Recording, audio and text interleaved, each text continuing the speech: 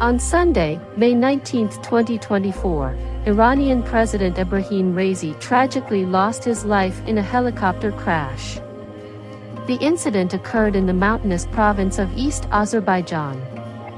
The helicopter, carrying several passengers, including the country's foreign minister Hossein Amir Abdollahian, crashed in the Varzaqan region in the northwest of Iran. All those on board perished in the accident. Ebrahim Raisi had been serving as Iran's president since 2021. The wreckage was found on a steep, wooded slope, with little remaining of the blue and white helicopter. Rescue teams responded promptly to the scene, but unfortunately, there were no survivors. Thank you for watching. Don't forget to subscribe to our channel to keep up to date with the most important international news.